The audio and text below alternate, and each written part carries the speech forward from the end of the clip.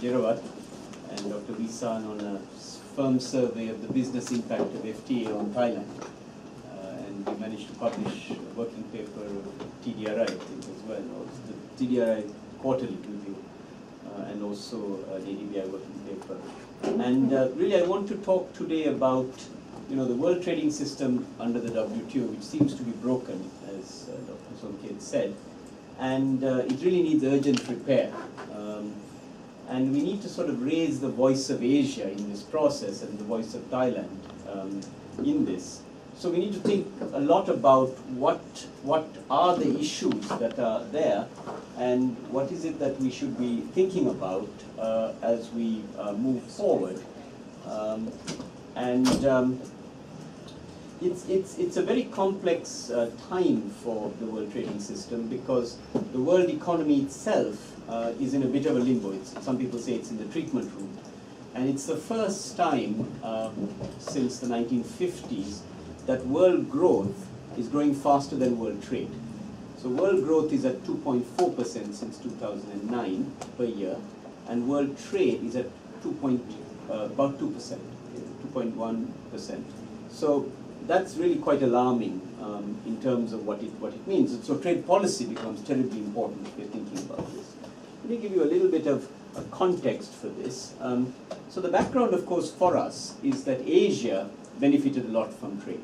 Right? It was the focus of Asia first making goods cheaply through foreign direct investment in export processing zones, and Thailand particularly benefited through the auto sector and Japanese investment, and that led to a lot of small and medium enterprise also supporting such a venture, and other sectors have developed here. But then particularly in the 90s onwards, you have the global value chain phenomenon, where parts and components trade becomes much more of a phenomenon, and again Thailand became a major supplier of a lot of these parts and components to Japanese and other manufacturers, with final assembly being done in China, and it brought jobs and prosperity. So for Asia, this particular set of issues are terribly important, and outward-oriented policies were what made this to happen.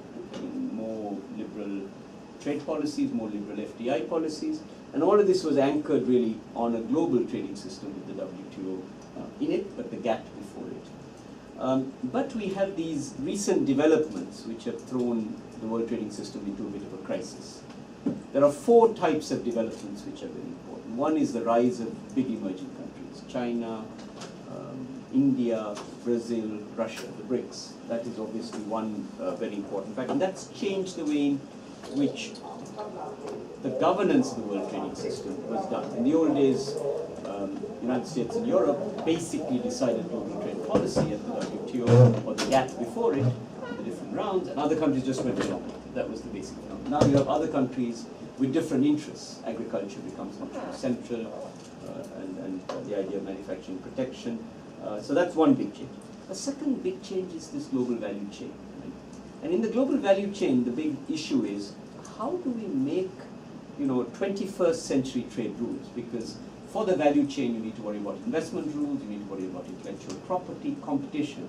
These things aren't in the WTO context, right? Because parts and components are across geographical space. So that's another big set of challenges that the world trading system faces. And the third set of big challenges really is the rise of commercial policy, and not, it's a new kind of commercial policy, kind of murky, behind the border protection linked to regulations, which many countries are doing. Public procurement was one of the big things there, but there are other instruments linked to customs and all sorts of internal regulatory barriers which come into play, and some of these have gone up since the global financial crisis of 2008. So that's a third big challenge for the system. A fourth big challenge, of course, is the spread of FTAs and Asia's catch-up in this process. And those have come about because the WTO itself is not particularly moving, and so people are concerned particularly about other kinds of players. So I want to really present you the results of two sets of books that we have done, and I will be very happy to send a set for your library and some other ADBI publications if you would like them. And one book has just come out, and the other one is out in November. And they were both done with Richard Baldwin and Masahiro Kawai, and there were a number of other people who contributed to this, including Pascal Lamy. So it was an interesting exercise, and we tried to look at three types of questions, and I'm going to present to you some of the results of this work, plus other work I have done, which kind of helps to inform this perspective. So the three kinds of questions I want to talk about, a little bit more about what are these changes in the global trading system that we are doing. So the things I said before, I'm going to give you a little more detail. Second, I'm going to talk about particularly the FTAs spread in Asia. That's terribly important. I know Thailand, for instance, is a player in this FTA game. I believe there is some talk of Thailand being more active in the future. So it's important to look at what should be the architecture, what are the challenges, how should you design your FTAs. And having done a little bit of firm level work, thanks to Jiravat and Dr. Visan, I feel one knows a bit about Thai FTAs, a little bit, what's going on. And so I can talk a bit about other countries. And the third thing is, what do we do to fix this world trading system? Right? What's the kind of way in which we fix this, and how do we raise the voice of Asia in this process, and how does Thailand contribute to this exercise? Because Asia is going to be the key player in the WTO context in the future. And what Asia does with its experimenting with FTAs and how they try to build the relationships in the WTO will determine increasingly the voice of the change in the world trading system. And so that's something we've got to think a little bit about. And how does regionalism and world trading rules come together, right? And also national policy. So those are the kind of things I'm going to talk about. Here's just something about the books, just for you all if you're interested. This book is available on the internet now, and it was published in 2013 and has short summaries, 4 or 5 pages of the main issues that partly what I'm going to talk about, but also beyond the talk today. This book will be out in November. So this is a full set of essays, proper papers of 20, 30 pages. But the first book is available both on the ADBI and the Center for Economic Policy Research. WOCSEU is probably the leading network of economists in Europe and become very global. So please feel free to download them if you wish. And then there's another monograph on FTAs, and I'll circulate a flyer in a little bit if you're interested. And that's downloadable from the East-West Center website, and that came out in 2013. And that's just a monograph written by myself and Masahiro Kawai. So again, if you're interested in that, please feel free. I'll just circulate a flyer in a bit. Okay, so the first thing was what's happening today. And let me just try to summarize a little bit of this, and I'll just show you some facts so we can get into the chat. So Asia really has survived through trade growth, right, and really prospered very, very much.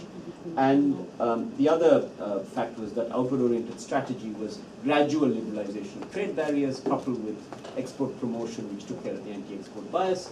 And a lot of that was through the EPZs, right, providing the right kinds of incentives. And Thailand and France had a lot of these things and very good policies on some of this. And FDI came and helped, and then people also built human capital and infrastructure.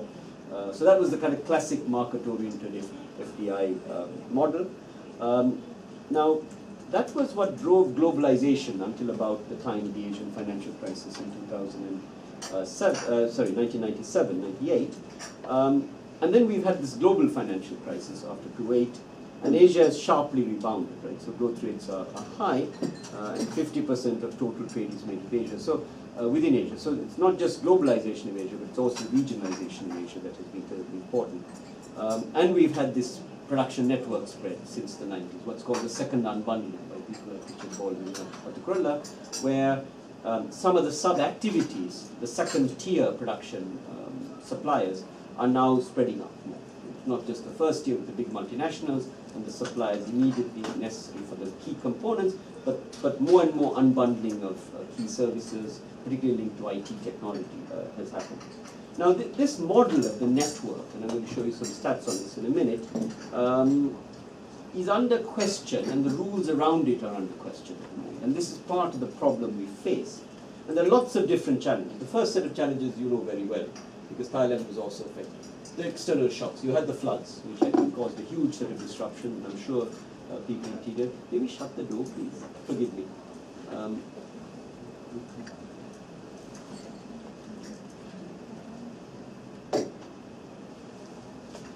So the first set of shocks are very important. This network, which functioned very smoothly for a period, got disrupted in many ways.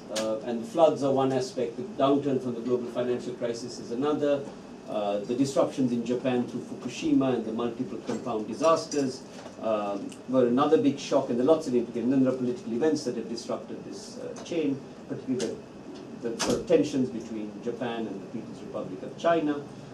So that's one set of issues that's going on.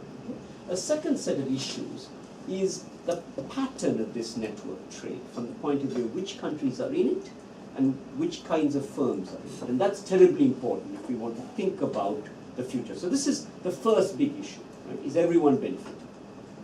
And I'm going to show you some numbers. So the PNs are in some countries and they're in some firms. They're basically in a few key countries, and those who are in benefit and those who are not so in have some challenges. Second question concerns small and medium enterprise and whether they can actually get into these PNs properly and what are the conditions under which they might, and that's a terribly important question for Thailand in a scenario where FDI is not coming in for various reasons. And you need to then think much more carefully about what it takes to get the Thai small and medium enterprise into these networks as suppliers or as direct exporters. Okay. And I'm going to show you some evidence on this at firm level that I have done that gives you a clue on what are the things we need to think about. And I'm sure in TDRI this type of work will be terribly important because I'm sure advising a lot on the SME strategy that's to go on. The second set of issues concerns this murky protectionism. And how do we think about this as we formulate our trade policy both bilaterally, in FTAs and at the WTO level? And that becomes a really important issue because it's a different type of protection than we had before. Another issue which is terribly important is service trade restrictions. And we've got to think about how we tackle those, and particularly issues around the movement of people, which become very important as a thing, a mutual recognition of standards. And that's very important in the ASEAN project, isn't it? As we think about AEC 2050 is supposed to happen, it seems that services trade restrictions will remain a big problem to ASEAN's growth. I mean, tariffs are virtually zero, non-tariff measures are there, but serving trade barriers are a big, big issue. I'm sure you're doing some work on this in TDRI. Then the central question in all of this, while all this is going on and there's a tendency for more restrictions to come, the WTO remains in a real doldrum, and its role in the world trading system is eroding, and one needs to think a lot about how we fix this and what are the important issues around this and what are the solutions that a country like Thailand may propose to the WTO. You have a very capable representative and the Commerce Ministry is very good. I hope TDRI will be important in giving advice on the kinds of issues that they might be wanting to think about. And then we have this spread of FTAs, which are an attempt to try to reduce barriers, and they're getting more and more complex and they pose certain challenges, and we need to think very carefully about how we think about these FTAs. Again, in the context as you begin to revitalize your FTAs with existing partners, I'm sure you're thinking about the Thai-Australia FTA and how you improve that. The TPP, of course, is an ongoing issue, RCEP is an ongoing issue, and maybe there are others as well. So those are the brief things I'm going to cover in this first bit. I will mostly skip this slide, but you get a picture of the heyday of growth, right, and of trade. And this gives you a number for the world trading system with exports and imports. Here's the collapse of the global financial crisis. There is a rebound, and we don't know where that's going. But with the rate of growth of world trade, as I told you, it's slower than the rate of GDP growth. We think this will probably level off and possibly may come down as we go forward. So this is the alarming point we've got to think about. And we're certainly away from those heydays. But are we going to come down to some level like that in the future? That's something to think about. Then, of course, you had these big shifts, haven't you, in terms of the composition of Asia in world trade. So Asia is up to a third of world trade today, up from some 16, 17%. And the big shift in this is Japan and China, right? And you'll see those numbers, and that shouldn't surprise you. Japan is declining heavily, right? But that Japan decline, by the way, I should qualify that. A lot of Japanese companies, this is Japan proper, the islands of Japan. But Japan is also in the region, right? So this number doesn't take into account, let's say, Japan's factories in Thailand, which are also Japanese owned, and so on. So that's something to consider, but I still think there's probably, so if you take that into account, there's probably 6%. Okay? But it's declined relatively what it was. Yeah. And of course, the big change is China. And one other qualification I should make on this is that these are gross trade figures. They don't take into account value-added trade. If you take value-added trade into account, that is the actual parts and components that go into the making of these things, you get a slightly different picture. But the broad trends, I think, are very useful. With this process, we've had the big regionalization of world trade that's gone on, and this is still the heyday of global trade. And more regionalization has happened, and this chart gives you, East Asia, EU, and NAFTA. And what's very interesting is East Asia as a whole's share of its own trade goes up from some 38% to some 50%. So that's the other big shift that's happened in this period. East Asia is trading and investing more with itself, and a lot of that is intermediate goods through this parts and components trade driven by the production network. And of course, all of this is driven by FDI, and this gives you a picture of the way in which Asian FDI has changed. Inflows and outflows are given here.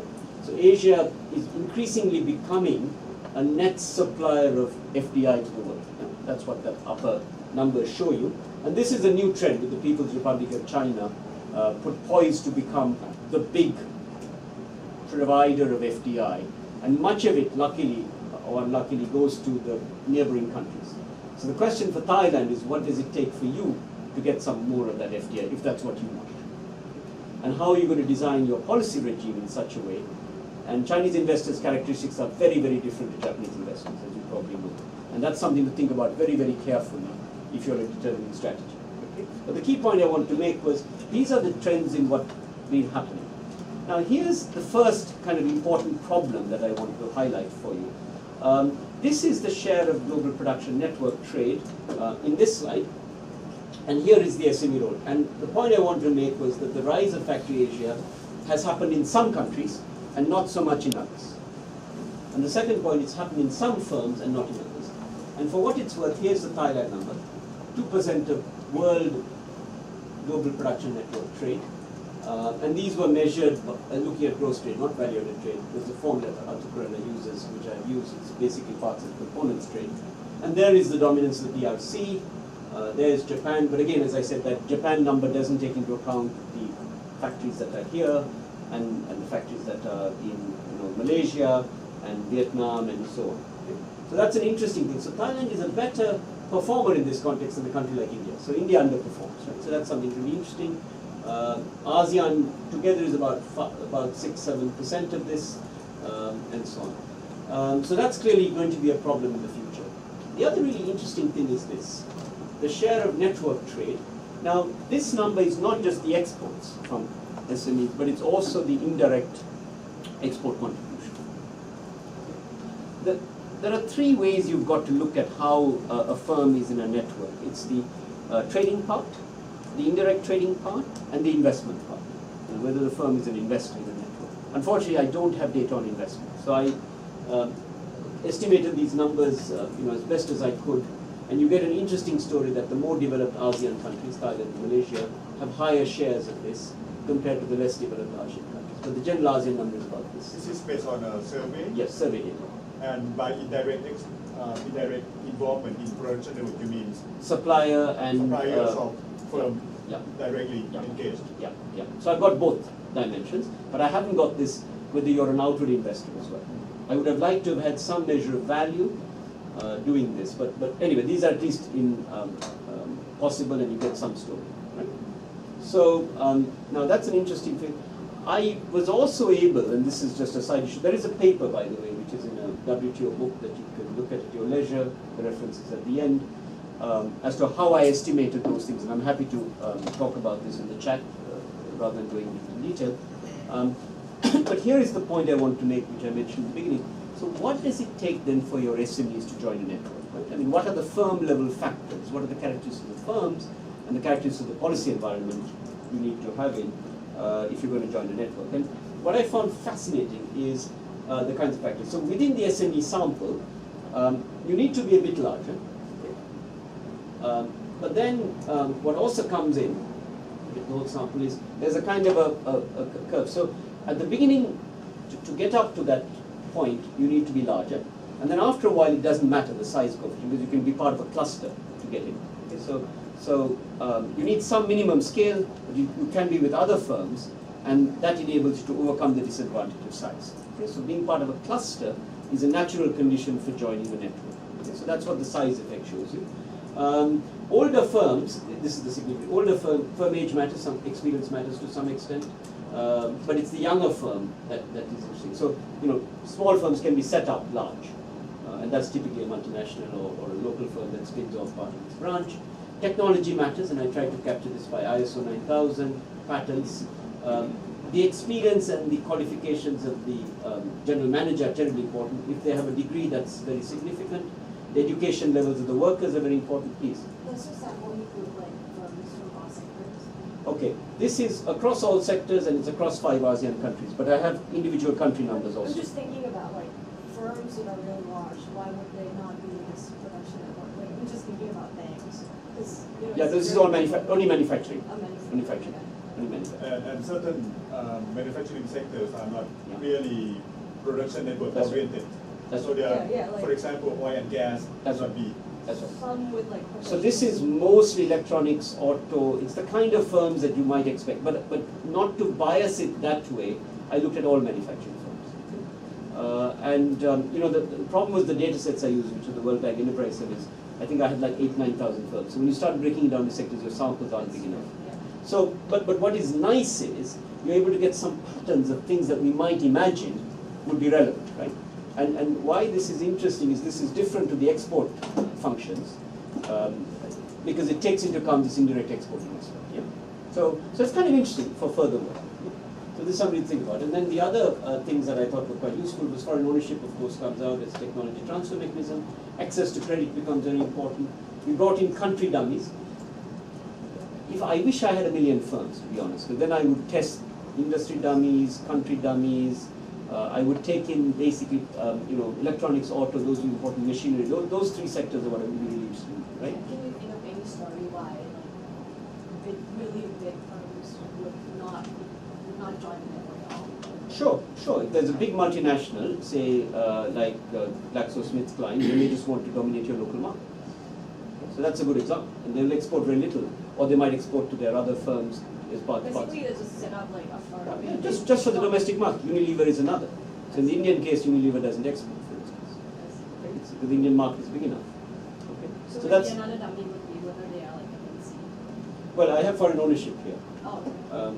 Which is significant. But the general point I want to make, so a very big firm, if it's a domestic consumer goods manufacturer, may just make to dominate your local market. And that's perfect sense from their point of view, I see. right? And in a big country, that's a very logical thing to do for a big multinational, like that, in those sectors. Yeah. The second big thing that's important is this rise of murky protectionism. Simon Eminer talks about this in many ways, and he has this head count of what are these things. And what's very interesting is what's happened since the global financial crisis. So these are just head counts, okay, what happened. And it's crude, there are lots of issues, but it gives you some pattern. There seems to be more of this stuff than before, and it's much more murky than before. Look at the kind of stuff we're talking about, and this is particularly worrying. And you've got to think about what to do about this, right? And public procurement is another big problem. And certain kinds of countries, I don't have a slide here on Asian countries, I talked about this at the EAA conference. Some Asian countries are doing this more. India, according to this database, has high number of these things. I think Indonesia also is another country that has in Korea. So that's how, and China. Those are the countries that are doing this within Asia, according to this database, okay? Which is incomplete, has some problems. So this murky protection is another big challenge. Now, the WTO, which is the central part, was set up in 1995 with the role of basically, treating all countries alike and acting as a global judiciary on trade policy. Okay. The negotiation function is broken. I'm sure many of you know a lot about this. And the big sadness was, I was in Bali a few months ago, and one assumed that a deal had been reached on the minimum part of what was supposed to be negotiated, trade facilitation agreement, because the tariff reduction stuff was just too complicated to get through, and was seen as a sort of a quick win to try to arrive at an eventual Doha deal, right, which was supposed to have had agricultural subsidies, reductions on tariffs on agriculture, in a swap for reductions of developing country tariffs in manufacturing in particular. That was the basic part of it, and there were some special and differential treatment for developing countries. And the trade facilitation was another part. So that was what was assumed. Unfortunately, as you all know, even this minimum win could not be realized. In India, the press has blocked this deal, and so even that cannot be achieved. Food security, domestic factors are there, and that's a really complex set of issues linked to the new politics of the Modi government. I'm happy to talk about that in the chat if you want. And it's a very different, because an accommodation was reached, I believe, with the previous government, and the new government has different political and economic considerations, and those meant that even this minimum part was not acceptable to them. Okay? So it's a very simple take on what's occurred. And this basic... Any hope at all after the new administration of India? I think it's going to be much more complicated, because they care, I believe, much more on domestic factors than on international ones. And having said that, they're very open for FDI. So it's a different paradigm you have to operate in. And it has implications for our set. And we've got to think much more carefully on how these things are done. So I'm very pessimistic, to be very honest. I don't think we're going to see a Doha deal or something like that being done this side of 2020. And I'll give you a reason why I say 2020. So I think not much is going to occur. Now the bigger issue for me, and this is the concern, and really the highlight of my talk, is it really means the grave risk of the legal judiciary function. Because if you think about it, it's very hard to do dispute settlement, which people say is what saves the WTO, if you're not making the new rules. The FTA rules are much more advanced than what's in the WTO. And the expertise in the WTO is not keeping up with this. It's a very simple thing, right? So, and the credibility of why countries should go to the WTO, even for dispute settlement, which is the other function, is less there. And arguably, even the trade research, which is terribly interesting and very useful to WTO, is not going to keep up, because a lot of what they're analyzing may not be what's relevant to world trade. Although the WTO has done some good reports on the World Trade Report 211 was about FTAs, they're not dealing with a lot of the new issues that we really want them to deal with. So there is a really complex set of issues around the WTO. In the meantime, we have, of course, the big spread of FTAs, which is the key trend here. The numbers of agreements have gone up from 3 to that many in Asia, and by Asia I mean this set of countries. Okay? And Thailand, I think, has what, 10 plus of these things, right, at the moment. And why this is all happening is the spread of production networks and people wanting to have reductions in barriers one way or another, even if they're preferential. The WTO itself is stalled, so people have gone elsewhere. Leading players, the EU and the US are doing this, so therefore Asia should follow suit. And then countries are trying to basically do domestic reforms, locking into things. So these things are terribly important. Now, the second bit of my talk is really what this all means and what are the things we've got to think about as we are designing future FTA strategy. And I'll just declare my hand by saying, on balance, given that unilateral liberalization is not really happening very much, tariffs are stuck at 10%, given that not much is happening in the WTO, and in my estimate will not happen much before 2020, FTAs can help, on balance, reduce barriers to trade. So I don't believe in the pessimistic views about FTA, but we've got to design them well, and we've got to implement them well. So let me just try to give you a sense of the kinds of challenges, though, that they pose, which you may want to think about as you design your policy. The first is really the quality of these things, and there is a literature associated with people like Chris Findlay and a few others, John Wally, I think, who say Asian FTAs are low quality. Okay? So I'm going to show you some numbers of whether this is true or not. I've done an audit of Asian FTAs, and I'm going to try to give you a sense of, and we've used very specific definitions. Okay? A second set of literature associated with the World Bank and Manchin, Pelkman, etc., and a few others say no one uses Asian FTAs. So that's a second criticism that's made about Asian FTAs. Okay? I'm going to show you some data on this, whether this is in fact true or not.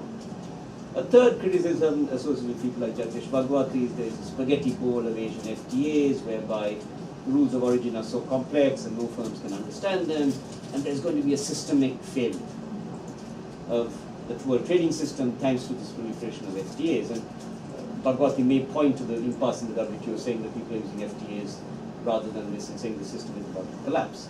But what is the cause and effect? So that's an interesting set of issues to kind of analyze as we think about it. So I'm going to show you some data from firms as to whether firms think there is a Newton Bowl effect. Another thing that's made by Bhagwati and others, of course, is that government negotiating capacity is stretched because people are doing unilateral liberalization, multilateral liberalization, regional liberalization, and now also the plurilaterals, and therefore this capacity is affected. There may well be some truth in that. I'm not analyzing that, but let me show you some other things. Here's a picture of a very simple thing about, who's doing what in FTAs in Asia. And this is kind of interesting. There is the Thai number. I think this is sort of right. 11, 12 is sort of the number I'm familiar with. It's gone up a lot. And this, of course, includes, the 5 that you're doing with ASEAN, as well as the Japan one, the Australia one, and the PTA with Laos is also there, although it's probably irrelevant now. So those are the things in Thailand. The reason why this stuff is so important is that these guys are doing it, right? So therefore the rest of us have got to care. And China is beginning to wake up to this thing and doing this much more actively. I think we've really got to think about it because of that. Japan is increasingly doing this. After the Japan-Mexico as a bridgehead they used to get into the US market through NAFTA. Japan is very, very active in this. And Japan is both in the RCEP process and in the TDRI, and is looking very carefully at the Japan-EU agreement. And if that ever happens, will be a big benchmark in the mega regionals for the region, and will change the game that will occur. So Japan will have the same market access or some kind of market access like Korea does. And Japan is also thinking of, Japan did one with Australia, which is considered a very good agreement. So this is happening very importantly. And others, and India is beginning to wake up as well, but Indian agreements are a bit before desired. The one that's really the rock star is this. Korea is really the rock star of this in 3 respects. They managed to do agreements with the US and the EU, that's number one, which gives them market access in a way that scares everyone else. And the EU and US agreements are different. Second, the use of these agreements is very high, 70–80% usage rates. So that argument that says no one uses Asian FTAs is simply not true. Preference use rates are very high.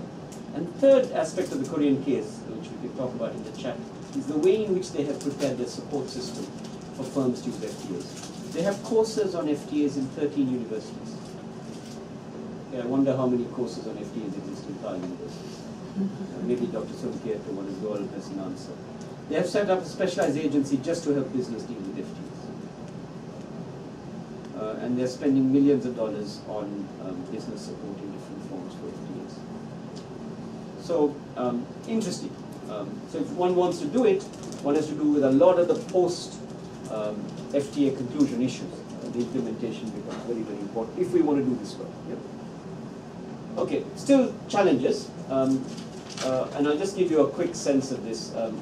So this was an attempt to look at what's in these agreements, and we have some criteria that tries to map out. So these are like the 70-odd agreements of Asia, and that's the agricultural coverage. The green attempts to say something sort of comprehensive, something that has some provision, something that's excluded. The criteria you use for exclusion or inclusion is tariff reduction. No, do they have a proper chapter? So excluded means completely excluded. They don't have a proper chapter, or 100 product lines, or 5% of lines are not The covered. problems of agriculture may be a quota, maybe on NTM, so basically. Right, right. You're right. This means that the chapter doesn't exist in some of the agreements. Okay, so that means the issue is not even there. Okay. Or it means that the tariff part isn't. It's very hard to compare across the quotas, to be honest with you. So the mapping, you're absolutely right, Dr. Sumkhet, is incomplete in some ways, but it gave us some handle, right, on this picture. And it gave us at least dealing with one aspect of protection. Right? Now on this simple criteria, and likewise the services, we have the 5 key sectors in the GATS. And again, what's very interesting as a first approximation is some agreements just have nothing on services. Yep. And some have a lot on these 5. Now, what we can't tell from this is how good are those services agreements. Yeah? So some are much better than others. I wanted to basically get a simple mapping, of the architecture to understand what was going on before we could tease in further, because even this kind of mapping didn't exist. Yeah? And the general picture was basically, given the limitations of the exercise. By the way, these things, don't forget, are hundreds of pages of documents, right? And I've had 2 lawyers working for about 2 years trying to figure these things out. So that's what it takes to try to map this stuff, and we'll come up with more refined criteria. Yeah? But it's nice to get at least a picture of what the architecture of Asian agreements look like, however we think of this. The basic story is more is happening, but there's still room for improvement. That's what I really got. Yeah. So it wasn't that all Asian agreements are bad, but we've got to think more about particularly these two groups. Yeah. And these two groups intersect, by the way. There are some agreements that are better than others. The other issue which people talk a lot about is, our WTO plus issues, that is intellectual property, competition, investment, government procurement covered in Asian FTAs, and that's a little bit less sanguine. Many agreements are in this red category, which is they have something on investment and something on trade facilitation. Okay? So those are two most common things you get, but public procurement, IP, etc. are much more lacking. Right? And many of the agreements in Asia, some of them, are just goods and services. Right? So they exclude, and also mostly goods. So the best agreements are these, and we're talking about, the ASEAN, Australia, New Zealand agreement, for instance, the US-Korea, EU-Korea, and so on. Those types of agreements. Those are some amongst the best. Singapore, Costa Rica is another, but they don't have agriculture in it, and so on. Because those are the kind of best agreements that I'm talking about. And then Japan-EU, I suspect, will be again up there in that class. And TPP, if it ever gets done, will certainly be, hopefully, if the ambition is there, will be at the pinnacle of that, right? And so on. So that's what one was really trying to identify. Really, what are the best agreements in Asia? What are the 4 or 5 that really matter? And what acts as a template for what we want to look at if we go forward. Remember, these things are incredibly complex, and I don't know if any of you are trade negotiators or legal people, but for economists, this stuff is mumbo jumbo in some ways. So it's important we try to understand. I know, Dr. Sulkhet, you're an engineer, so you understand the technical detail of a lot of things, as well as an economist. So, but for people who are non-technical in the legal sense, these things are mumbo jumbo. So it's important to begin to map what's in these things. A third dimension is about the use, and there are some problems with data. We don't have certificate of origin data for many countries in Asia that are published ready. So trying to do this kind of thing is very hard. Some countries have some data, and in the past I used to try to do this through firm surveys, but now we have actual certificate of origin data for a few countries, and we're kind of working towards trying to get this data for more countries, and I would really appreciate being able to update the Thai numbers, for instance, and perhaps I could write to you all about that. But this effectively gives you an average for each country, and then some attempt across these 4 countries to give you some sense of trends. Okay? So Korea, has high utilization. I think these numbers go up. I was told a friend of mine, a Korean economist who maps this stuff at Korea, says the US and EU-Korea agreements have even higher rates. So I think these numbers have gone up. Thailand is at this point. Malaysia is here. Vietnam is here. And that's very interesting for me. And overall, there is a tendency for these numbers to be on the up. This was an early year. Now, you must remember one thing about the use issue. Most of the agreements in Asia took effect in the post-2005 period. So it's a very new phenomenon. It's a learning-to-learn phenomenon. Business is not well aware. They think there's a transaction cost. It takes a while. So there's a lag, right? So it's 8 or 9 years. I wish I could do this study in, say, 2020, when I expect these rates to kind of flatten out. But I think overall use rates will be much higher.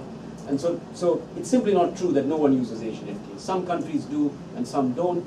Some agreements are used more than others. And the one thing I take away from this research is if you have an agreement with a big country, there's a huge incentive to use it. So that's the Korean case example. So if you were to conclude an agreement with the US for the sake of argument, or the TPP, Thailand's use rates will be very high. And I think your use rates of the Thai-Australia agreement are high. I believe that's the case.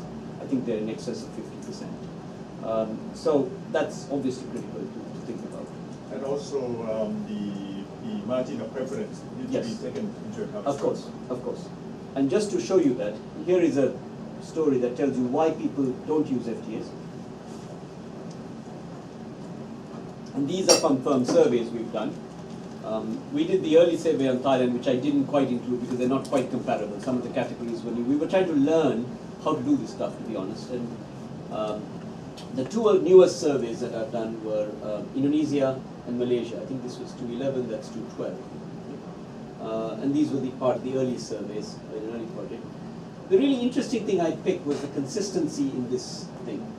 Firms said the big reason they didn't use was the lack of information of what's in the agreement. So these are complex legal documents. Much of the action, if you like, the tariff reduction and so on, is in the appendices. They're not well understood. And it's the large firms that have, the ability to hire an ex-customs officer or a lawyer, or can scout international markets to understand the rules. But the small and medium enterprise in particular have relatively few. So that's a big kind of barrier. Another very important issue was this, which I found fascinating, particularly it got picked up in the newer surveys, is that if you don't have the right kind of agreements, people are not going to use them. So this large country or economically important sectors becomes very important. So having a photo op where your minister runs off to sign an agreement, let's say, with, let me think, the Maldives. Let's say Thailand did an agreement with the Maldives. That wouldn't be very useful. We have one with Peru. Okay, you have one with Peru, which probably has some value, but probably not that important. But the one with Australia is terribly important, right? But if you sign one with the US or the EU, through ASEAN or not, it's terribly important, right? So those were the two big reasons. Now, of course, the hassle factor and the margin issue, Dr. Sonket, you talked about, you're absolutely right, that comes up. But it's more important in some countries than others, right? It varies a lot. Because it depends on the agreement, right? The MOPs. But this gives you people's ranking. Rent seeking was there, corruption issue, people worried about that. And this rules of origin, we kind of picked up partly through this multiple rules of origin issue. It's there, it's prominent. In fact, the Singapore survey that we had, people thought that it was more of an issue. And in the Japan survey, so those countries have firms that do more of this, and they may have a tendency towards multiple agreements with the same market. Like, for instance, Japan has a Japan-ASEAN agreement in bilaterals, and maybe Japanese companies find that a nuisance. So there's some tendency if you look at it that way, right? But it's not that important if you don't have that, right? And so on. So anyway, you can take it at your wish. And there is a paper that's just coming out. I have a paper coming out in the Journal of Asian Economics. I think it's out. It's just out. Journal of Asian Economics, 2014. And I'm very happy to send it to you if you're interested, which actually look at the more recent surveys, Indonesia and Malaysia, and there's econometrics applied as to what are the conditions under which firms use agreements. Not just this data, but there's also firm level analysis, which you may be interested in as you begin to design your own work.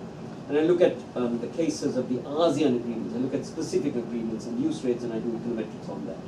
So that's kind of useful. I think that's probably one of the early papers on this in a very systematic way. Okay, here is the spaghetti bowl question, as it were, for what it's worth. And we asked firms, how important is the noodle bowl, and what is it that you want to do about this? And here are the samples, and here's what people said, the percentage of firms. So in Singapore, lots of people complained, but not in China, not so much in the other countries. It's there, and it's a future risk. So in our study, a book with Professor Kawai, as well as in this survey that we did, we think it's a future risk, but we don't think it's a problem today. But that doesn't mean we shouldn't do something about it. We should definitely, design better rules of origin. And this co-equal rule is a terribly important, where firms have the right to choose what kind of rule of origin that you want to use. A process rule, some other sort of rule, RBC, or product-specific rules, and give the firms a choice. Very hard to map, but that flexibility is very nice. A second thing is technology, electronics. Have the administration done automatically, have it done by the private sector for a fee. That's what they do in Japan. They administer through business. Take out the hassle factor.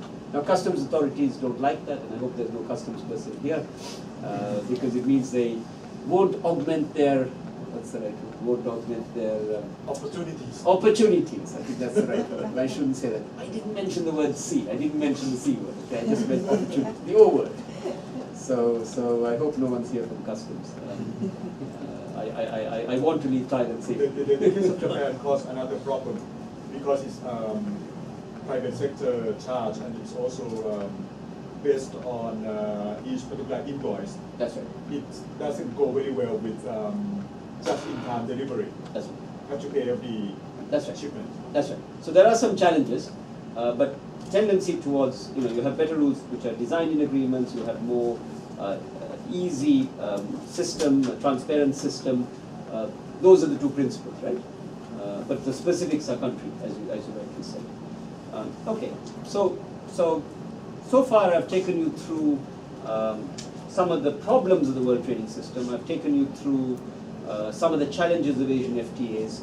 Now it's the time to say, well, all right, what do we do all about it? And how do we fix this global trading system? And how do we think about the voice of Asia? And how do we, so what are the ideas we've got to think? And we've got to try to think in more detail. So I'll try to give you some take on things at the national level, the regional level, and then the global level. And I will try to give you my take, and then I'll give you some brief conclusions. And let's see. So at the national level, I think the answers are fairly clear. There's a very broad sense that's not necessarily applying to this country. And we have to think of country-specific things. But in terms of the trade issue, we've got to do services, clearly, in some form. Right? That's got to be more important. AEC 2015 agenda, it's there, and the post-AEC agenda. So I think, going to 2020 or 2025, we've got to have mutual recognition increasingly for those key professions. And increasingly, it's the science type professions and the engineering type professions and the IT type stuff. And degrees, I think, from Chula and Thammasat and all these good universities have to be ideally recognized in the region, and likewise the NUS degrees and so on. And we need to also have eventually the doctors, the medical people. It's that techie group that I think is terribly important. So that helps the production very important. And also for services. Very difficult because they're very strong lobbies that don't like. And actually the lawyers, for instance, don't like legal systems being opened up, nor do the doctors. A big challenge. And we've got to think about that. WTO plus elements are terribly important, obviously. We've got to do a lot on FTA support. And the Korean rockstar example I gave you is the best one I can think of. As I said, I really wonder how many Thai universities have degree level courses on FTAs. It'd be very interesting. Or even specialized training courses. I don't think Chula has one. At this time, I must ask my friend Chadu to tell us. And then Dr. Sungkit, you must ask him why he doesn't. And so that's important. No, but the Korean case is fascinating. And yesterday I heard they're even trying to set up a university on FTAs or something. So Korea just is something completely different. I mean, you think of an idea, they've gone and done it. Now, of course, the effectiveness of these things has to be looked at as well. A lot of business support for SMEs is important. And then, government can't do it all. We've got to have lots of help from the business sector. And you have this University of Thai Chamber of Commerce. I hope it's really good, and I hope it does a lot more, and so on. Very important. Then there's rule. We've talked about that already. We've got to simplify the rules. We've got to adopt best practices. And But so you cannot do that on a national level. Well, we've got to make the case to our negotiators. Right? They've got to make the case. They've got to say, look, rather than deal with the food industry or the garment industry or whatever, there's specific rules for specific people as a protectionist instrument. We've got to generally give the sense that we want co-equal rules that are fairly designed. We've got to have a case towards electronic or other systems of administration. We've got to think about this private sector question. So I think that's important at the national level to get people's awareness, right, and to negotiators to take this forward. Then we've got, of course, regional level, and we've got to think of these, mega regional agreements, and we've got to think of the eventual agreement across the region. We need to think of one agreement. There are different parts, of course, to that agreement, and one agreement brings many benefits, including more simple trade rules, reduced transaction costs, tendencies to avoid protectionism, and we could get a series of linked agreements. So in the short term, this dream of a free trade agreement in the Asia Pacific is not going to arise, because that's a kind of a utopia. But we would have a series of interlinked agreements. So what we really want are big agreements that cover the issues, that are somewhat consistent, or at least a step-by-step process, and those have to feed into things. And it's perfectly possible, let's say, for a country like Thailand, to be in an RCEP agreement and to be sourcing its inputs from China, or sending its inputs to China, while being in the TPP and sending to the United States. And as long as firms are aware that this is the game and can do it, it's possible. But of course, even better if we had one agreement. And it's interesting about the TPP. Now, whether we'll get a deal or not is a moot question, and I think out there. And that partly depends on the negotiators and what they might do at APEC, but it's unlikely.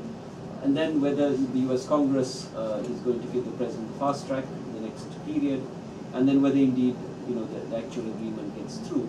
and whether the developing country members of TPP are willing to accept some of the provisions, the so-called high ambition on, let's say, intellectual property, let's say public procurement, the state-owned enterprise is an issue. It's a moot point whether, for instance, Vietnam would be willing to have some system that involves a lot of structural change with their state-owned enterprise, with their sector, their economy is based on these SOEs. So it's and also these provisions which are there a little bit on child labor standard issues, environment. It's very interesting to see what happened and how the compromises were made. The RCEP, of course, doesn't suffer from any of this. It's a step-by-step thing, right? So there'll be goods first, framework, eventually investment, eventually it's the ASEAN way. It's the lowest level of ambition, and be easier to achieve. There are potential development provisions. So it's got all the things that ASEAN agreements tend to do. It has the People's Republic of China in it, which for me is the big thing. And so eventually, a country can be a member of one, use another for different purpose. Eventually we'll move in a transition approach. So I think, mega regionals in an interlinked manner for the next 5-6 years, the 2020 agenda is talking about, is probably the way that's going to arise. But the TPP may even take, the next presidency of the United States to get it through. If there is a shift in the balance of Congress, particularly the more Republicans gaining the Senate, which can occur in the midterm, and a president that's pro-trade, and maybe we get these things through in the future.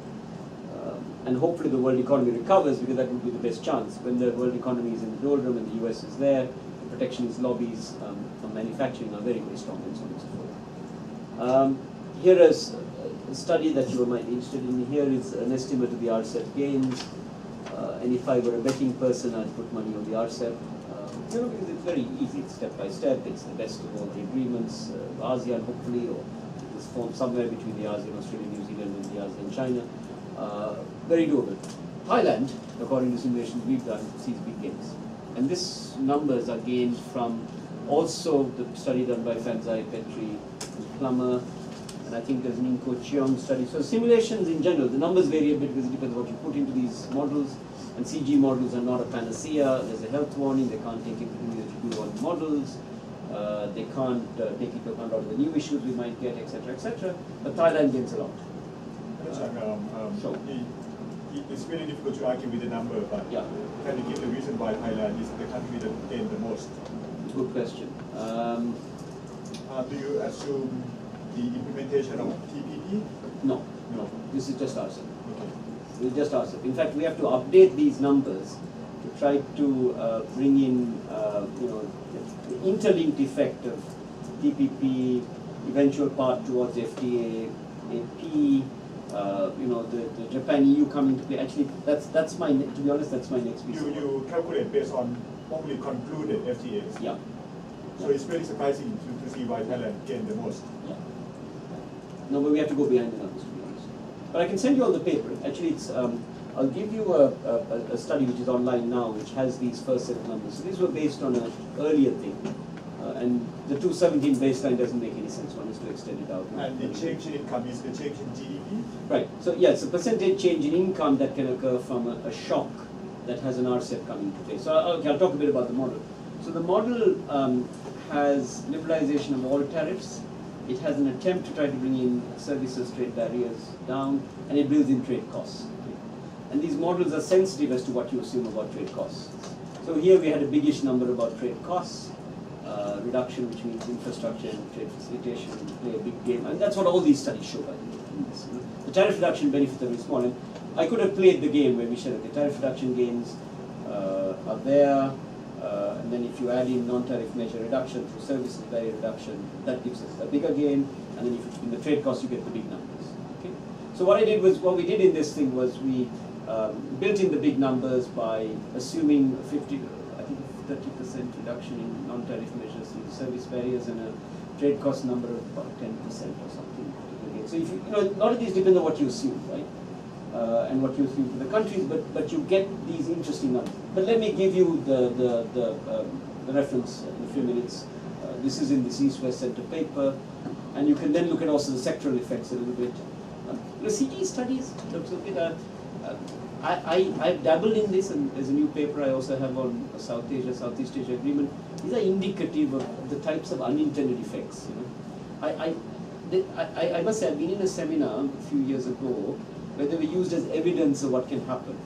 I take them with a great pinch of salt. I dabble in them, I use them, but I combine them with other things to tell a story, right? And I put a big government health warning on it. It's like smoking is bad for you, but people smoke anyway. But here's one tool that we may consider, right? So you play these games, right? And I'm lucky I'm not in your position, Dr. Solkhet, where if you show this to government, they may ask you lots and lots of questions. I can dabble.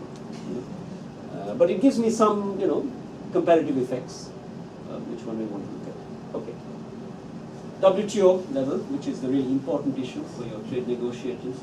Okay, so we haven't got a Doha round. We've lost the trade facilitation agreement for now.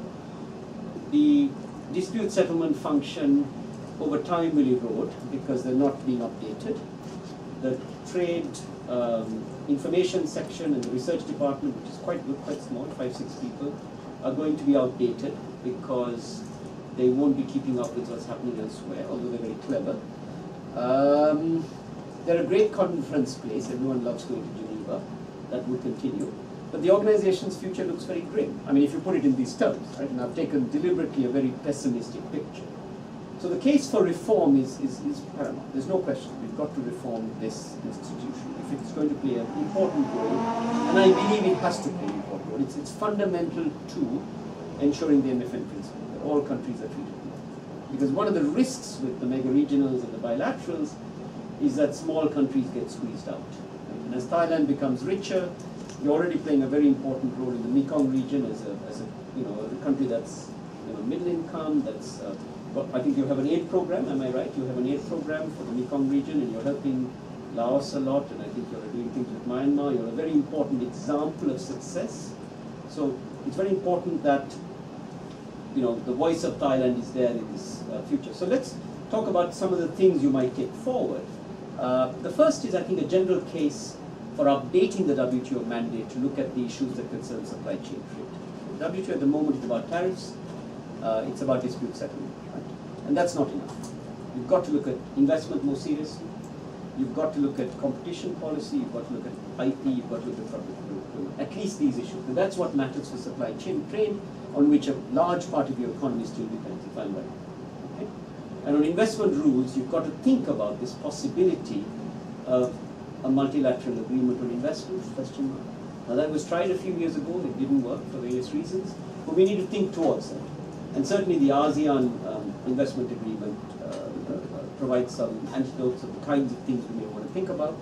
And I know in today's papers there was some discussion of Thai business people and how they're counted and so on. So clearly there are lots of issues on the domestic front you've got to think about. But at the global level, we've got to think of what are the things we want in some of these new trade issues that concern supply chain trade. So that's the number one priority. So WTO agenda in general has to be updated. Okay.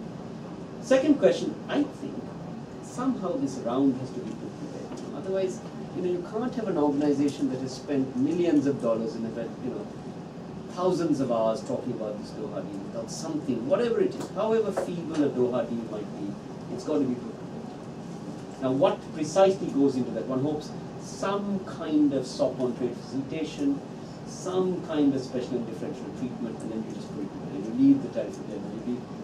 So all that stuff has got to be put to bed. Some win. And we just put it to bed, we admit some sort of failure, and that's the honest way to do this. There's no point, getting the G20 to keep talking about Doha, and, it loses, actually the whole G20 process then starts losing credibility. So I think some kind of way to put it to bed, and that should really be done by, October, it is by 2016, so when you get to the presidential election in the United States in the year after that, and you start getting changes that may occur even in Thailand and elsewhere, a new set of governments have the possibility to start thinking about what to do with world trade. Right? So that's my thinking. So whatever happened with previous administrations and so on, so one needs to put that thing to bed. And then a pause is needed. A lot of behind-the-scenes work has to be done before we get into a new round of any kind. So I think the negotiating function has to be put on pause. Then we've got to think about the regionals in the WTO. The WTO, they had this committee on rules. Countries don't want to take these RTA issue to it. They have this transparency mechanism that's a little bit of looking at a few agreements. They have these factual presentations that write these short articles about what's in these agreements. They don't really compare. There's a database on RTAs, which is quite useful. a little bit of research is done, but I think WTO has to get into this thing. And not into it as a policeman, you don't want that, or a policewoman, that would be terrible. You want it to be a spreader of best practices and RTOs. We want to try to get a better set of rules around the world. That's one thing. So we want the best provisions for rules of origin, for things like IP, investment, things like that. And then a very ambitious function, which is the WTO as a connector of these agreements in some way. So we'll have, there's a set of discussions in Latin America going on, something called the Pacific Alliance. There are a set of like-minded countries, 4 countries, which are very trade-oriented, which includes Peru, by the way, and Mexico, which is in the NAFTA context, the most progressive countries in trade policy. Colombia, I think, is another. I've forgotten the 4th in the Pacific Alliance. And those countries, Costa Rica maybe, those countries are pro, and there's a kind of a regional agreement beginning to form, led by them. The Brazilian elections may yield a new trade policy, which will be different. So Latin America is doing something. We have the agreement that's being negotiated with the United States and Europe, has some problems. And then you might have something in Asia, TPP, RCEP, and some link between them. And these mega regions need to be connected. So we eventually have a bottom-up way of looking at world trade. And then the WTO needs to be very much a capacity builder. I think the best set of world experts on trade at the moment still are in Geneva. The demand is in Asia. Maybe one should move the WTO to Asia, I don't know. But certainly the expertise should be much more meshed with what occurs in Asia. We need to understand the rules a lot. And the WTO increasingly can become a think tank, and the capacity building fund. The capacity building fund is very small in the WTO. They really just give advice on the agreements that they do. The WTO agreements, quite frankly, some of them are a bit outdated in the rules. They need to expand to some of the new issues. There may need to be a WTO institute, maybe, that can. You have an institute here on trade. Yeah? There's this ITC. ITC. Yeah. So I think there needs to be more of a WTO institute that does this capacity building. So these things I think are very important as we think. And then there is the big issue called plurilaterals. So this is a complex thing. So so the Doha round was about 3-4 issues, and everything had to be agreed at one time by everyone. So 3-4 issues, everything has to be agreed at one time by everyone. There's lots of legal terms around what I've just said, but that's the basic story. Plurilaterals are single issue agreements. For instance, counterfeiting, information technology is one that actually exists, financial services is another, telecom is another, trade facilitation, by the way, could be another. And they can be agreed by like-minded countries with open accession for others who may want to come in later. Trade facilitation may not be a good issue for unilateral negotiations. It's an option. Because it's an issue that can free ride very easily. Agreed. But rather than not having anything, it's an option. That's all I'm saying. You're completely right. You're completely right. But this plus others may be options. Investment may be another option. The risk, as Dr. Somkiat said, is the free riding is one aspect. The other risk is if you have something like an investment agreement, countries that sign at a multilateral level, countries that sign have an advantage over those that don't. And that kind of leads to some problems legally, I think. But in practical terms, if the big countries join and the major markets join, then everyone has an incentive to join. So plurilateral may act as a political pressure, Dr. Somkiat, in a world where not much is happening in global trade, for everyone to want to come in or raise their capacity or at least have those national dialogues, think about the reforms you need to do for people to join. Yeah? But there is that risk that the United States and Europe with Japan and maybe Korea and a few others in Asia may go and do these things. And India may be left out, Vietnam, question mark, I don't know what their line will stand. So there is a risk of a two-stage process. Right? But given that not much is happening, and I think these, from what I understood, the WTO director on the legal thing is a friend of mine, and I understand that there's nothing in principle to stop the WTO using a new modality like this. Nothing in the legal part of it. Okay? So that's really important. One always assumes, it's mandated that they do these big rounds and blah. No, there's nothing why plurilaterals cannot be done in the WTO. okay, in the law that governs the mandate and the law that governs the WTO. So maybe we have to think of a different organization with a different set of functions. Okay, so let me conclude, because I've run too far. So lots of things happening in the world trading system, which has caused a loss of credibility amongst the central institution that we really need. And we really need a strong WTO, I think, somehow, but in a different way. Look at the future. WTO, put in the words of Richard Baldwin, who we've had the privilege of working with, talks about it as being a 21st century rule-making institution in a world of the 21st century. The 20th century institution dealing with tariffs, dispute settlement, while the world is in supply chain trade, the demand is for those new trade issues that regulate supply chains. And we need to think about this with more countries. So these are the things that are happening, and we need to take a much more eclectic view on the FTAs. You know, the anti-FTA people are living in a theoretical world of 101 economics. I mean, you know, what can I say? These are the giants of our profession, but you know, this is not where the policy making is going. And if you're practical policy making people, and Dr. Somket and all of you in TDRI are practical people who have to give real advice to government, like we in ADBI, recently asked to work with policymakers, we have to take a much more eclectic world. So the world is much more complex than ever before, and we have to understand all of this very well if we're going to advise. We need a multi-track process in Asia, which we have anyway in reality. We have to think much more in those terms. We have to have people like TDRI, Trula, Thammasat, Thai University of Chamber of Commerce, etc., much more conversant in this trade issue. We have to bring the economists and the legal people together. I hope, Dr. Somket, in the future you have trade lawyers working with you. When I have worked with trade lawyers, I find it increasingly rewarding. I didn't understand the language. I have a better sense now. But we need to be much more interdisciplinary about these things. And we need to bring the technical people as well into this, the engineers and so on. So we have the right kind of dialogues. And so we need to think much more, the SPS people, the TPT, we're doing these very complex discussions. The engineers who will talk about TPT as well. And then the way forward, I think we need in Asia to continue with market-friendly policies to support supply chains, and we need to think of that. The debate about industrial policy is an interesting one, and you know, I personally take two views on this. One is the academic view: did Asia do industrial policy or not? I think it's very clear. Some Asian countries did, Korea, Taipei, China, and certainly People's Republic of China, and others have tried. Some successes, some failures. But can everyone do this? Small countries probably not. Poor small countries with no capacity probably not. So the Cambodians and Laoses probably not. The Sri Lankas probably not. They don't have the government capacity to intervene in the way that METI did, or perhaps even Thailand has done, or certainly Korea has done. But I believe it is a tool to help shift the competitive advantage. So if you have the right government capability, you can do it. But if you don't, you better stick to these open policies which are simple. You have to remain market friendly even if you do industrial policy. Very important. We've got to think of new ways of policy making around supply chains. I think that's really the big thing, which I don't see so much in all the countries to even do reforms.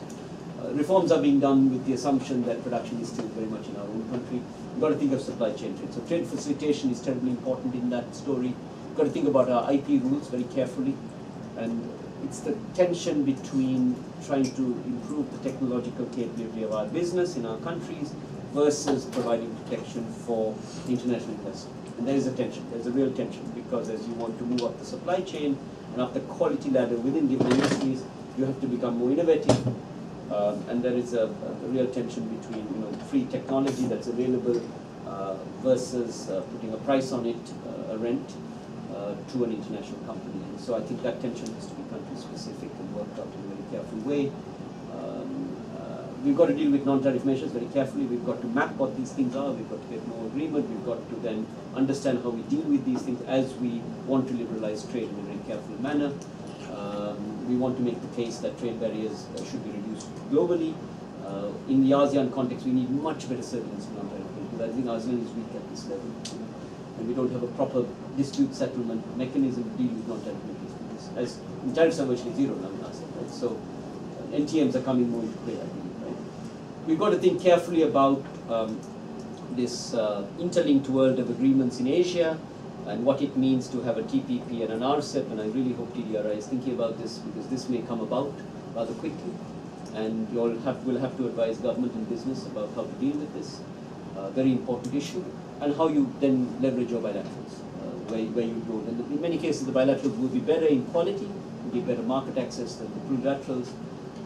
We've also got to advise your negotiators on this issue of the WTO reform, particularly with the dealing with the Doha round and putting that to bed in the most efficient manner around the best possible least deal you can get, and put that to bed. So new governments here and elsewhere in the future get a chance to start afresh on world trade, and I really hope TDRI will be in the future forefront of this with the Asian voice.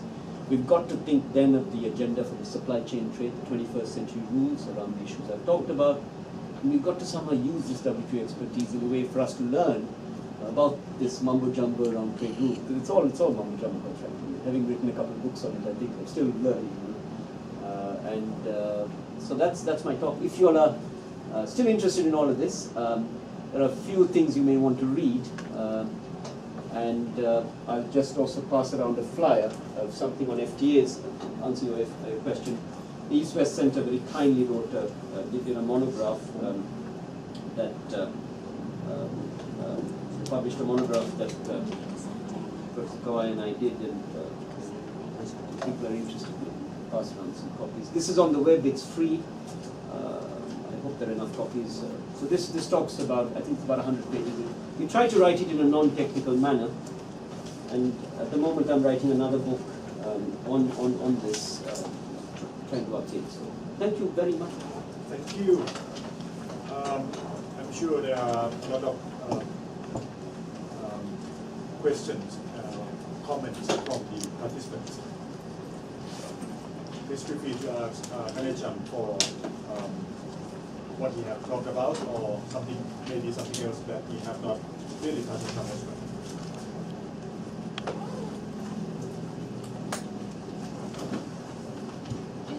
So like one thing I'm thinking about, like when you talk about your more, like, you know, as time goes on, there are more FTAs, and then the WTO became like less relevant in the world stage. I'm just thinking of it as a, maybe FTA would be more like a tough word as opposed to like comfort for the WTO. So it's really hard, like for WTO, like anything that is, like you said, that everybody has to agree on everything at the same time. So it's like really hard to find an agreement that everybody agrees on to do this.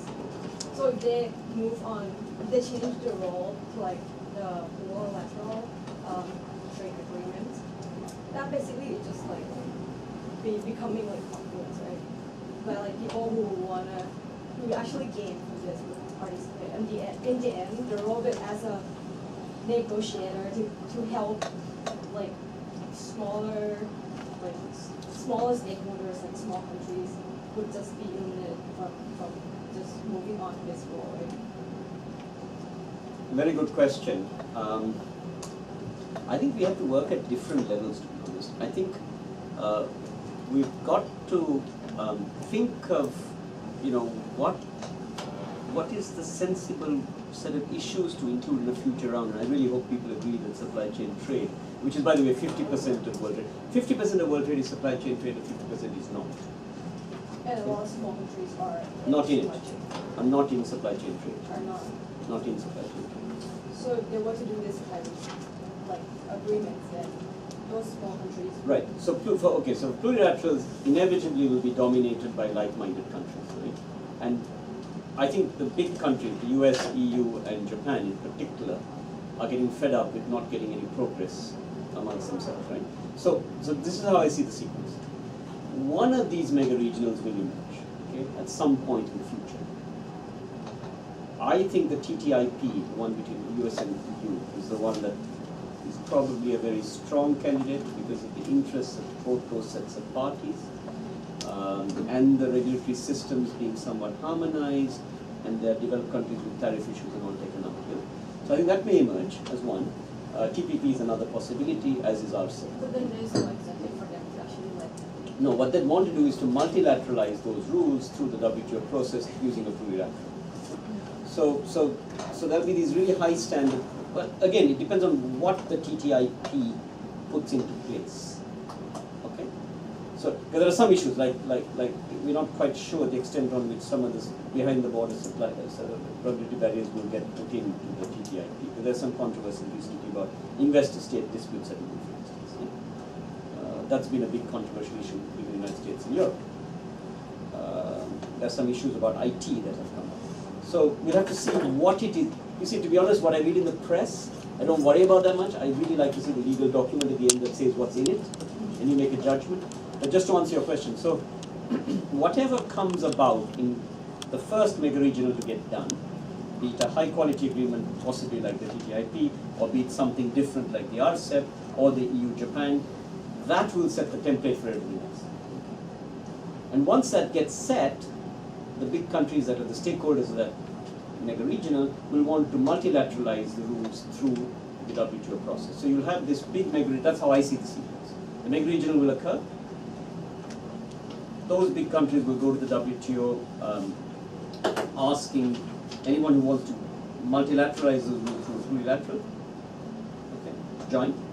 And then the challenge will be for countries like Thailand, if you're not part of that TTIP or whatever, or you go slow on the TTP or whatever, to then think about very carefully what your interests are and whether you want to take the call on that particular sectoral agreement. And then, of course, for say Cambodia or Laos, it becomes a challenge if that issue is terribly important, because there is a possibility they may not get the preferences embedded in that thing. But that's the way the world is going to go. So there's no point talking about, textbook 101 words anymore. This is the world, the way the world is going to go, right? So if people, countries will get less behind. There is the risk. Would that defeat the purpose of the WTO? No, clearly. So I'm not. I mean, so in the end, people just negotiate. No, in the end, we risk. That's why I think the WTO reform agenda is terribly important. Even small country can join the plurilateral agreement. Exactly. If they don't want to left behind. But the 40 is not going to be on that road. It's going to be we will lower barriers for these specific goods that you want. So so if I were advising, we were advising, let's say Cambodia. One would want to say firstly, become literate in all of this stuff. There's a big gap sometimes. And think about your strategic trade. So do your analytical work internally, identify the barriers you want to remove, identify which way you want to go in your policy, and then start thinking about your global context. Don't rush off to Geneva, get a photo op with Mr. Azevedo, and then sign something and then say, oh my gosh, I don't know anything, ADB come and help us. Or whatever, to formulate this mess of whatever we're going to sign to. And the minister will say, I've signed this document. Now help me to understand what I've gone and signed. Presumably, and presumably we'll be a bit more prudent. And we've got to then think, I hope in Thailand, and I'm sure in Thailand you're much more sensible. So there is a big issue here, or Myanmar being another case. Right? So some real risks for the smaller countries. You talk about at the beginning of your presentation that this is the very first time that the growth rate of trade has been below the growth rate, which is quite interesting, considering the world today is under the global production network. And global production network is the reason, I believe, that trade in goods has been going up a lot faster than the GDP in the past, because you have to trade back and forth. So now, what is the reason that the growth rate of trade is below the growth rate of the economy?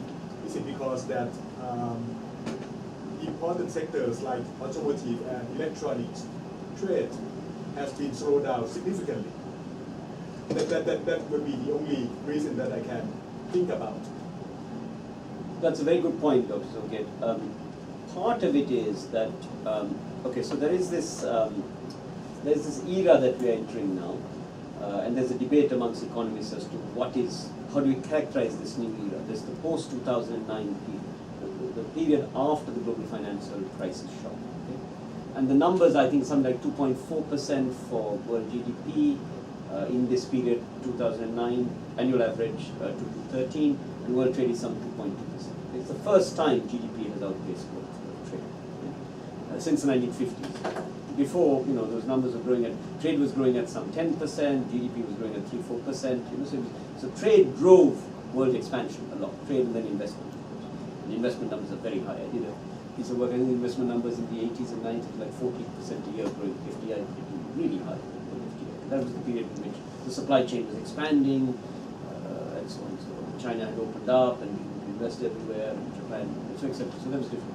So to answer your question specifically, part of it is that developed countries, US and EU in particular, are in crisis, and consumer confidence is very low, and they're not buying the sort of goods that we want in Asia and elsewhere, and they're not buying amongst themselves. Right? So that's a big issue. But that also reduced the world economy, GDP as well. Absolutely, absolutely. So that shock is still there. Okay, so Europe is very, very fragile, and Japan, I tell you, and if you just think about it, I mean, the United States yesterday announced that it stopped the QE program, right, a couple of days ago. But Japan has announced a large expansion. Now, that tells you about the state of the Japanese economy, right? Consumer, you see, Japanese economy is in two sectors, two segments. A group of people who are more in the company employee with the benefits and higher salaries, even though they've had a bit of a hit in terms of their overall income, and a group of contract workers who basically work on hourly terms, who can get fired after, on 3-monthly contracts. And so Japanese economy is no longer life employment. These two, and that second group, sadly, is increasing in number. So that is huge, and that group are really, vulnerable, right? So the story I'm saying is a very fragile global economy, and that's one of the reasons. Okay? The advanced countries are particularly there. Another important thing which now we are seeing is the slowdown of China. And so China, so the argument was that the world center will shift to Asia, and then Asia will decouple and so on. That's clearly not the case. So global economy effects are coming to China and the rest of Asia. So linked to that is the sectoral question. I mean, people are not. I heard. Where did I hear? Friends of mine who work in the consumer goods sector. Okay, so toothpaste, deodorant, soap, washing up liquid, that kind of stuff we use. I think we all use, right? Friends of mine who work in. A friend of mine who runs multinationals in these sectors say that they are finding a drop off in demand for their stuff. Now these are basic commodities. So people are not using less of the basic things. Washing. So what I'm picking up from this is that, or somehow using much less, smaller amounts, or whatever it is, or washing up liquid, maybe not washing clothes so often, or less, more dilute. I'm just simply saying, no, the point we're trying to make is that there is a drop-off in demand for some of the basic essentials. Right? And even the food industry and so on, people are maybe eating more rice at the expense of eating meat, maybe, and things like that. So we're seeing this shift that's occurring, sadly. Right? So and inequality is a big issue. So Dr. Sangit, lots of issues, very complex. And then, so what's going to happen is more and more domestic demand and regional demand. Ganeshan, my point is that the shrinkage in demand cannot be the main explanation, because it also reduced the GDP, not only reduced the trade. So the ratio, will not change a lot. Do you think it's possible? Ag, I think, has taken a hit also in some countries. Ag has taken a hit. There seems to be a rise of protectionism lately. That is there too. In terms of politics. No, that is there too. That is there too. Do you think it's possible that because of the financial crisis in 2008, so people are now concerned about too much reliance on global trade, so curbing back on this? No, that is there too. So I think we're seeing. I think the demand. I mean, to be honest, I think the demand and supply factor is hard to disentangle. The global demand issues, I think, are very important. You see, in the old days, the production network. Remember, most of it got made here, with inputs coming from Japan and a few places. Final assembly was in China and in ASEAN, and shipped out to the United States and Europe. Right, very simple model. So the transmission of the global financial crisis was through the trade channel, which we know, and Asia recovered. At least with China taking up some of the slack, that was one of the big issues. But China itself is slowing down, so the demand thing is still there as a variable. And then of course the protectionism comes in on the demand side too, right? And on the supply side, there is a restructuring of the supply chain. I see, multiple. So Japan, for instance, a lot of Japanese companies told me. So in the old days, they might have just had one factory in Thailand providing whatever. Right? Now they're having multiple suppliers providing this stuff, and they're creating also a center in Japan in case there's a disruption. They've got a backup insurance. So that means, by definition, they're less able and they're restructuring. So that's kind of happening, right? So I think it's a complex. And then consumer confidence, I think, is a big issue. In places like Japan, and in Asia, and in China also, I believe.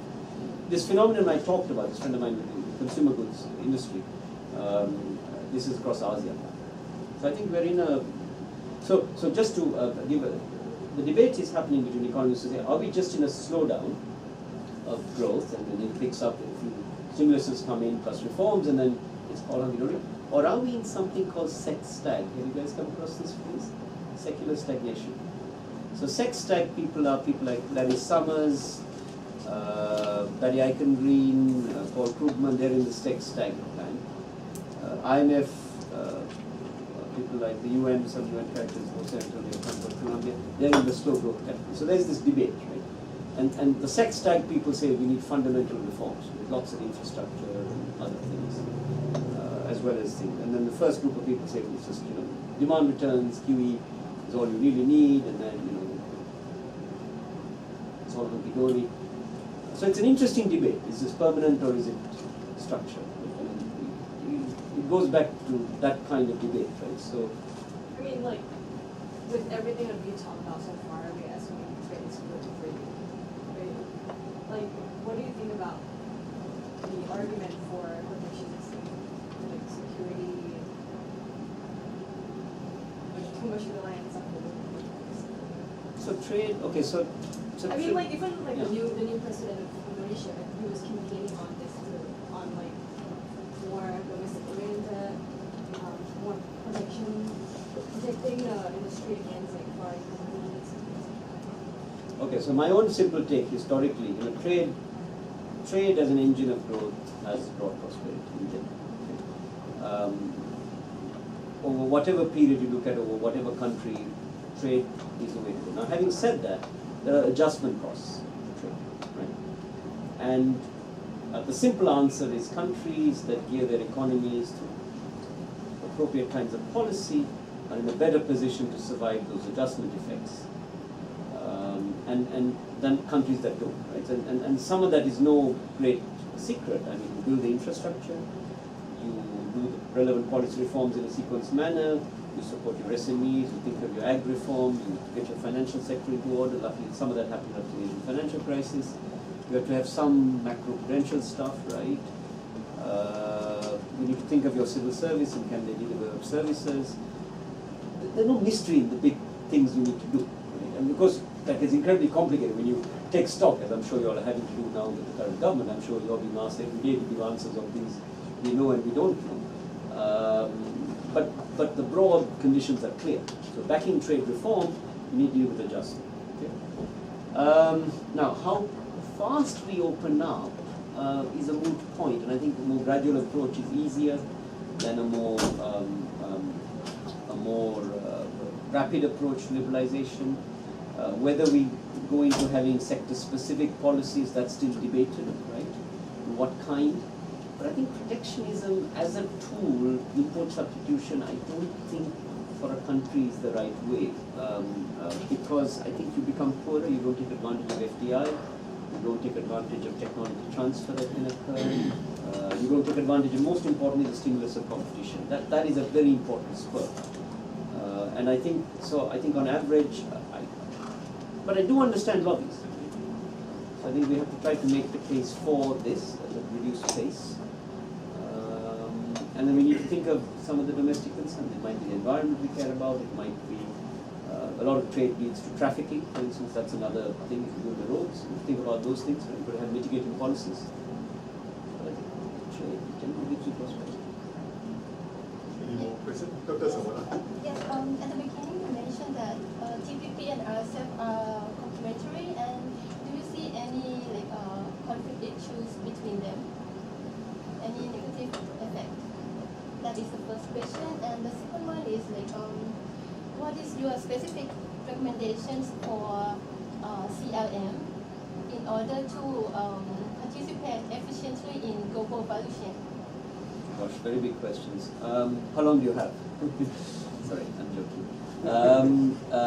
TPP and RCEP and conflict negative things. Okay, so if TPP gets done, and the template that they talk about, it will bring in a lot of trade policy issues that we're not familiar with in Asia.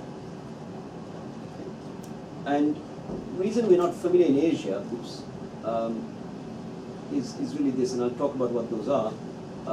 Okay, so this set of things, right, these are the so-called new trade issues. And this is a very narrow group. This is investment, intellectual property, competition, and government procurement. It doesn't take into account things like labor standards or the environment or social protection issues. We're not used to putting these things in trade agreements, right? Even these were very limited, and then if you put in those other things, would be even smaller group of FTAs. Yeah? So that is the choices we're going to have to face in countries. Is do we want to put our standards on labor? For instance, in Thailand, you probably don't like child labor, and do we want to put that into an FTA legal agreement that we sign? It's an important issue. Another country, a large country in South Asia, may not want to put that into a trade agreement, so you may be at a disadvantage. So that's one kind of issue. Environment, the same thing. So that's one kind of unintended or intended consequence with TPP. With RCEP, the side that you might have is, you may have ASEAN-China agreement. I think you all have seen an increase in competition from Chinese firms. I think that's there across ASEAN. And again, and I think some sectors have suffered. So if you sign an RCEP properly, you have to think very carefully about your pattern of specialization. You have to think very carefully. And these are serious things. Right? Now, if it's less, if you agree to less in the RCEP than you have in the ASEAN-China agreement, maybe you're okay. If you agree to more, you better have done your homework. Okay? And one hopes people are doing their homework. Right? As to what the supply response might be of given sectors that might be more exposed to RCEP liberalization. So TDRI, again, have serious work to do if a government is interested in trying to sign these things. So that's the thing that I've got to think about. On your second question, CLNV, I think they've really got to boost their trade policy capacity through the ASEAN process, I would have thought. And they need to move away from just pleading a special case for special and differential treatment to being mainstream in trade policy. That's a tough call. And inevitably comparative advantage, inevitably specialization according to comparative advantage will occur. And I think in Laos it's very hard to imagine them joining the value chain, frankly, if you ask me, because Laos is a landlocked country. It probably has labor skills at a very low level. There may be some spillovers. I mean, that's why the transit agreements are terribly important for CLNV. And the CBTA has a checkered history. And if you can't move the trucks easily within the CLNV or the ASEAN region, then Laos has a very little chance. Because by air, you can't take everything out. It's too expensive. You can only move out miniature components, and then Laos won't have the labor, honestly, to do those types of high precision things that you need to transport by air. The air is very expensive. So you can't take it out by road or rail. The rail doesn't exist, right? The moment the track gauge problems and the railways are not connected, then a country like Laos risks marginalization. Now, Myanmar is a completely different case. Myanmar is the darling of everyone now. And I hope Thailand is capitalizing. You must tell me later. But then Thailand also should, Myanmar should then hopefully open up to ASEAN, but also eventually to India. And but Myanmar is the clear linked country, right? We're doing another study. We've estimated that $48 billion worth of investment in road, rail, and certain port upgrading can be a huge benefit for Myanmar. So Myanmar, I'm more optimistic. Cambodia, I think, has got some of the low end of the. I think some of the garment factories have gone from China. They're very close to China, so I think they're getting some of the spillovers. Whether we can maintain will depend on political stability and so on. So I think each one is different. Vietnam, I think, will naturally is already benefiting. It's there and will continue to benefit. So they're all different. I think CLNV is a misnomer. To be honest, I would rather have Myanmar, Cambodia, Laos. Yeah, that's why I asked only CIM, but thanks to that you answered Vietnam as well. Vietnam, I don't think needs that protection anymore. Yeah, I'm just concerned about CIM, not. They're graduated, no? Yeah. So I think you have to update. Any further questions? If not, I would like to thank Ganeshan for being here today and presenting us a really interesting summary of your two books. I think we learned a lot from the discussions and also from your excellent presentation. And we hope that we can follow through by reading some of the reference you've given in your presentation. And we will circulate your file, if you're allowed, to the people present. So thank you so much. Oh gosh. Thank you.